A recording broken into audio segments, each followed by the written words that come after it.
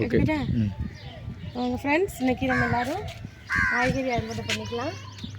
இன்றைக்கி தக்காளி நம்ம வீட்டில் ரொம்ப நாளாகவே நம்ம நல்லா தக்காளி எல்லாம் நிறைய காய்ச்சிச்சு. ஆனால் நம்ம வீடியோ தான் எடுக்கலை, பார்த்துக்கோங்க. வீடியோ எடுக்காமல் விட்டுட்டோம். சரி, இப்போ முதல்ல வீடியோ எடுத்து போடுவோமே அப்படின்னு நினைக்கிறேன். இந்த வருஷம் நல்ல காய்கறி தக்காளிலாம் இந்த வருஷம் நல்ல பிரயோஜனமாக காய்ச்சிருக்கு ஃப்ரெண்ட்ஸ்.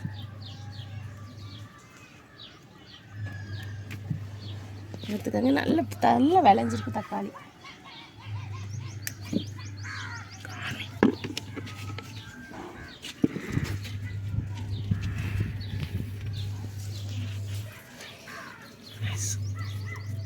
எடுத்துக்கோங்க, நல்ல தக்காளி. இந்த தடவை காய்கறிக்கு எந்த குறையும் இல்லை.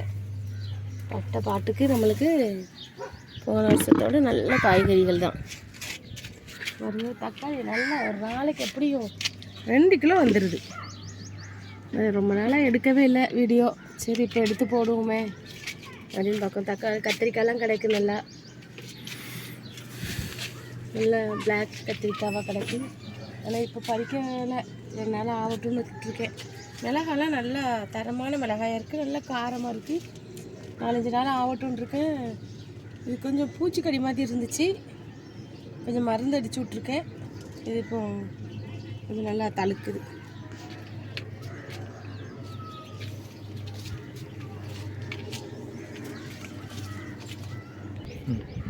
ரோஸ் பூவெல்லாம் பாருங்கள் ஃப்ரெண்ட்ஸ், எப்படி வளர்ந்து நிற்கின்னு பாருங்கள். எல்லாம் நம்ம ஊற்றுற லிக்விட் தண்ணிகள். இதுதான் புண்ணாக்கு தண்ணி, இதுதான் நம்ம ஊற்றிட்டுருக்கோம். நல்லா வந்திருக்கு ரோஸ் செடிலாம். ஓ, பார்த்தீங்களா? மல்லிகைப்பூ செடி கொஞ்சம் ப்ரூம் பண்ணி விட வேண்டியது இருக்குது. விட்ட பிறகு தழுவு எடுத்த பிறகு நான் உங்கள்கிட்ட காமிக்கேன்.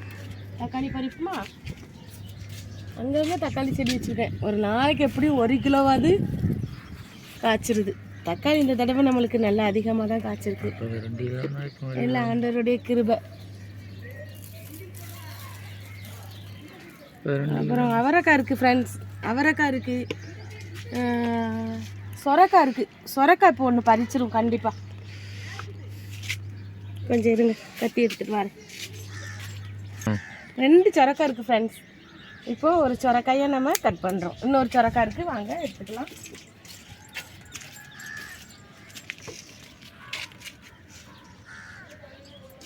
இன்னொரு சொரக்காய் மேலே இருக்குது ஃப்ரெண்ட்ஸ். அது நம்ம எப்படி பறிக்கன்னு தெரியலையே.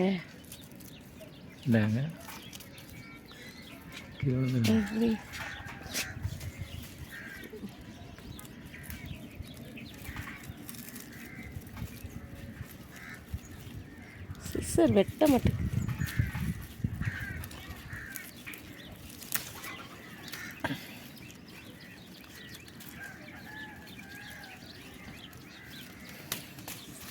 ரெண்டு சொரக்காய் ஃப்ரெண்ட்ஸ். சொரக்காயெலாம் நிறைய பறிச்சாச்சு. 10-15 சொரக்காய்க்கு மேலே பறிச்சாச்சு. ஒரே கொடி தான். அவரைக்காய் இருக்குது, நம்ம நாளைக்கு பறிப்போம். அவரைக்காயெலாம் எப்படி ஒரு 2-3 கிலோ பறிச்சிருப்போம். ஆமாம், அவரைக்காய் நிறைய கிடக்கு. அவரைக்காய் ஒரு 3 கிலோவுக்கு மேலே பறிச்சாச்சு. இங்கே பாருங்கள், கொத்து கொத்தாக தான் அவரை நம்ம வீட்டில். அதனால் இன்னொரு நாள் கண்டிப்பாக பறிப்போம். இங்கே பாருங்கள், கொத்து கொத்தாக தான் கிடக்கும்.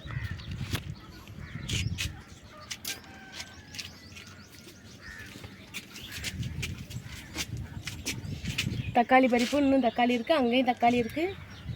எல்லாம் நம்ம பறிக்க வேண்டியதான்.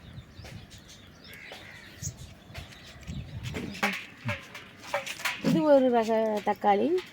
இந்த தக்காளியும் பறிச்சுக்கிறோம். இது நல்லா ஸ்வீட்டாக இருக்குது தக்காளி.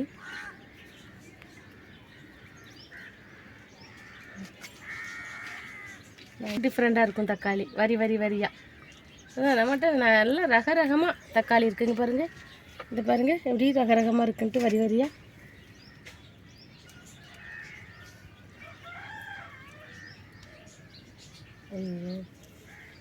செஞ்சிருச்சு.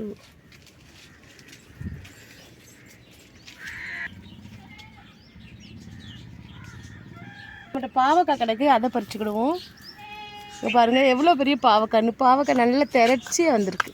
இந்த பாருங்க பாவக்காய் காமிங்க. பாவக்காய் காமிங்க. இந்த பாருங்க, ஒரு 2 பாவக்காய் தான் கடந்திருக்கு.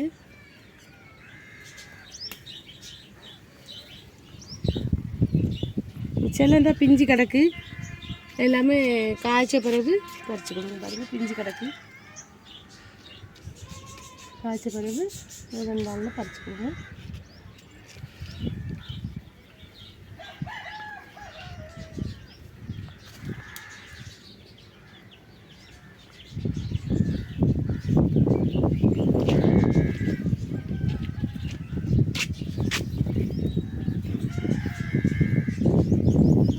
பறிச்சுக்கலாமா?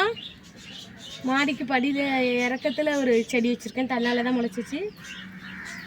அதை மெயின்டைன் பண்ணேன். நல்ல தக்காளி காய்க்கி இப்போ காய்ச்சி முடிச்சிருச்சு. மேலே நல்லா பூ எடுக்கிப்போம், காய் வைக்கி நல்லா உரம் போட்டு இன்றைக்கி நம்ம அறுவடை பண்ணது இதெல்லாம். தக்காளி 1 கிலோ இருக்கும். சொரக்காய், பாவக்காய். இதுக்கு முன்னே நிறைய பண்ணியிருக்கு. இந்த வீடியோ எடுத்து போடலை. இனிமேல் ரெகுலராக வீடியோ போட ஆரம்பிச்சிட வேண்டியதான். ஓகே.